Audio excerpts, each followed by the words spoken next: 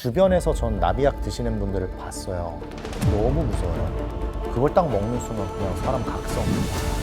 요즘은 10대 학생들이 수학여행 전에 복용을 한다거나 SNS를 통해 불법적으로 약물을 거래하면서 복용 중인 사람도 있다고 하는데요. 온몸에 폭탄이 터지는 것 같은 환각 증상도 호소했다고 합니다.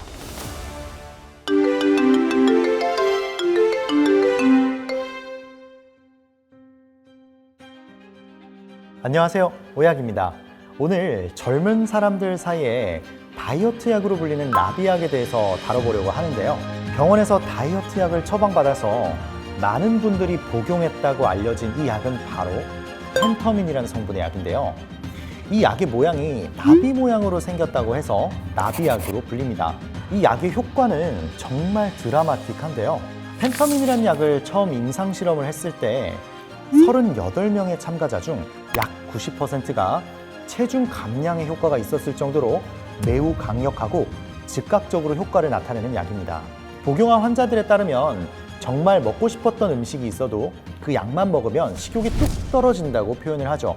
하지만 효과를 떠나서 정말 심각한 부작용을 나타내는 약이기도 합니다. 1888년도에 일본의 한 과학자가 감기약을 만들다가 마황이라는 성분에서 특정 물질을 추출하게 되는데요. 신기하게도 이 물질을 먹었더니 전혀 피곤하지가 않은 거죠.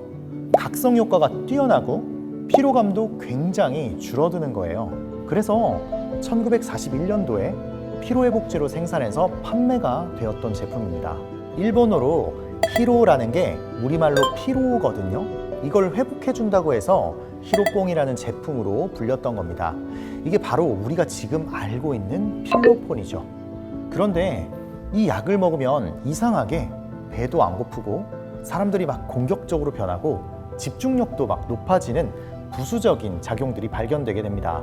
아까 1941년도쯤이라고 말씀드렸는데 이 시기에 가장 세계적으로 중요한 사건이 있었는데 아시나요? 뭔가 있었던 것 같은데. 세계 2차 대전 아닌가요? 맞습니다. 세계 2차 대전에 방금 말씀드린 이 히로뽕이 일본과 독일군의 집중력과 전투력 그리고 배고픔을 잊게 하는 목적으로 보급됐던 약입니다. 대부분의 국가에서 판매 또는 복용이 금지되고 있는 무시무시한 약입니다. 제가 왜 지금까지 이런 무시무시한 역사 얘기를 들려드렸는지 감이 오시나요? 우리가 지금 다이어트 약이라고 처방받는 의약품인 펜터민이 이 약과 구조가 매우 닮아 있습니다. 그만큼 엄청난 부작용을 겪게 되겠죠? 약사님, 그러면 나비약의 부작용에는 어떤 게 있나요? 일단은 사람이 엄청 예민해지고요. 불안감도 증가하게 됩니다. 잠이 잘 안 오는 건 당연하고요. 두통과 피로감, 우울감을 호소하기도 합니다. 그리고 기억력도 막 떨어지고요. 말도 더듬고 그 중에서도 진짜 무서운 건 중독성이 있어요. 주변에서 전 나비약 드시는 분들을 봤는데 너무 무서워요. 그냥 사람이 죽어가는데도 먹으면 잠이 깨요. 원래 우리가 막 졸잖아요. 너무 피곤하면 이렇게 막 운전을 하다가도 졸고 이렇게 하는데 그걸 딱 먹는 순간 그냥 사람 각성 쫙 그러면서 이제 그게 생각이 나는 거죠. 피곤할 때라든지 밥을 안 먹어야 된다거나 이럴 때 막 생각이 막 나는 거예요. 그래서 이 펜터민이라는 약은 향정신성 의약품으로 마약류로 분류되어서 철저히 관리되는 약물 중 하나입니다.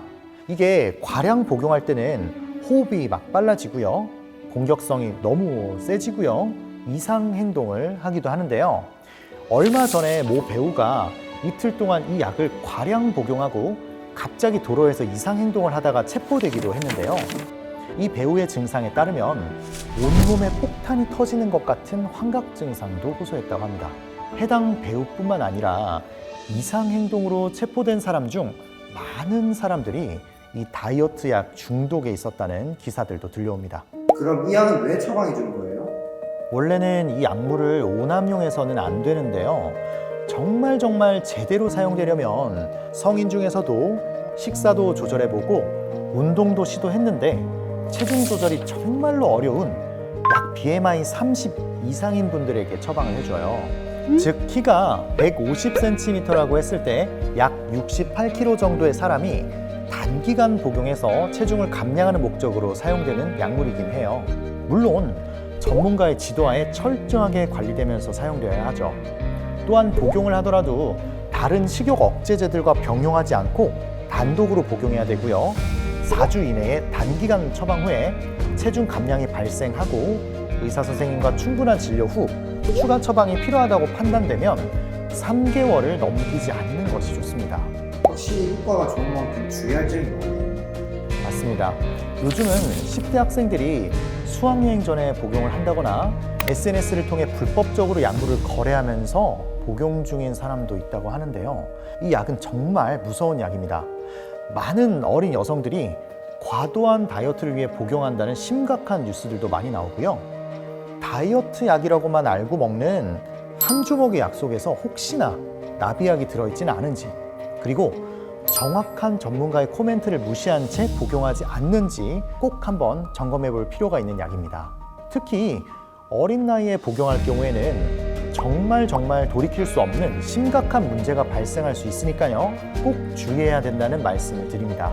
건강한 식이요법과 운동으로 체중 감량을 충분히 시도해 보시길 바라요. 참, 그리고 이 충분이라는 말이 정말 죽을 만큼 힘들더라도 꼭 나 자신과의 싸움에서 이기시길 응원합니다. 그래도 만약 잘 안 되신다면 반드시 병원에 내원해서 의사와 충분히 상담 후에 허가사항에 맞는 용량으로 정해진 기간 동안 단기간 사용할 것을 권유드립니다. 오늘은 나비약에 대해서 간단히 알아봤는데요.